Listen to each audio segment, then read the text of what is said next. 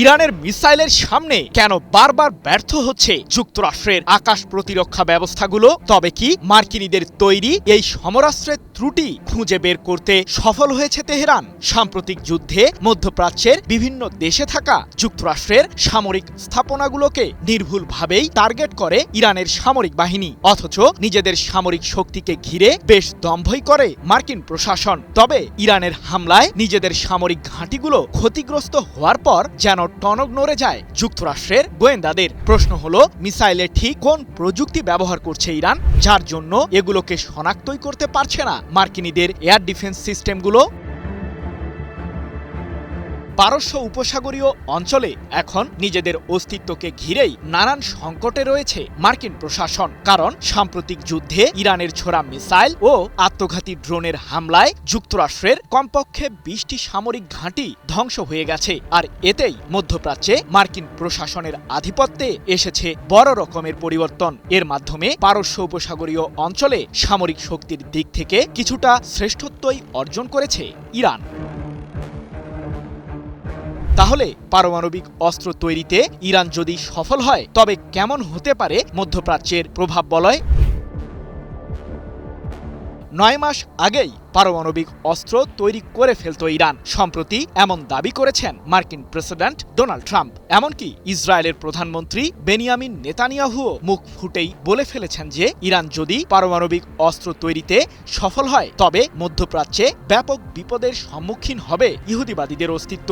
যদিও এই মারণাস্ত্র তৈরি ইস্যুতে ইরান তাদের অবস্থান আজও বদলায়নি। দেশটি সমৃদ্ধ ইউরেনিয়াম ব্যবহার করে কেবলই বেসামরিক খাতের উন্নয়ন করছে বলেই দাবি তেহরানের।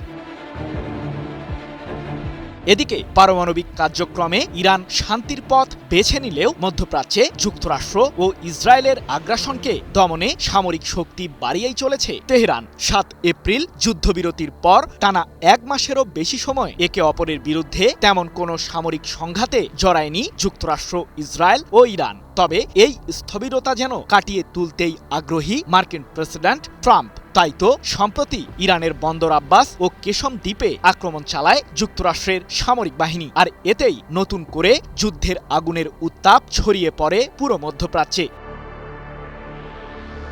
৩ জুন কুয়েতে থাকা মার্কিনীদের বিশেষ বিমান ঘাঁটিকে লক্ষ্য করে বেশ কয়েকটি মিসাইল ও আত্মঘাতী ড্রোন ছুড়ে ইরান, যার কারণে নিজেদের আকাশসীমায় বাণিজ্যিক বিমান উড্ডয়নের উপর সাময়িক নিষেধাজ্ঞা জারি করে কুয়েত সরকার। শুধু তাই নয়, এই ঘটনায় একজন নিহত ও বেশ কয়েকজন আহত হওয়ার দাবিও করেছে কুয়েত।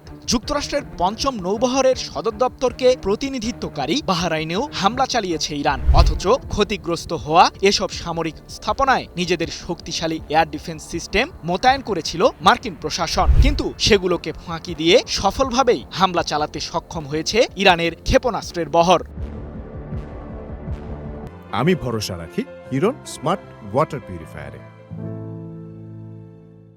তাই তো মার্কিন গোয়েন্দাদের দাবি, ইরানের এই সফলতার নেপথ্যে কাজ করেছে চীন ও রাশিয়ার দেওয়া সামরিক কৌশল। বিশেষ করে মার্কিনীদের ওই সামরিক স্থাপনাগুলোকে লক্ষ্য করে নির্ভুলভাবে মিসাইল হামলা চালানোর জন্য স্যাটেলাইট তথ্য দিয়ে তেহরানকে সহায়তা করেছে মস্কো ও বেইজিং। যদিও বিশ্লেষকদের ধারণা, ইরান বহু আগে থেকেই পারস্য উপসাগরীয় অঞ্চলে ছড়িয়ে ছিটিয়ে থাকা যুক্তরাষ্ট্রের সামরিক ঘাঁটিগুলোকে নিয়ে গবেষণা চালিয়ে আসছে, যার ফলেই সাম্প্রতিক যুদ্ধে এত সফলতা পেয়েছে দেশটি। সৃজন মাহমুদ, নিউজ 24।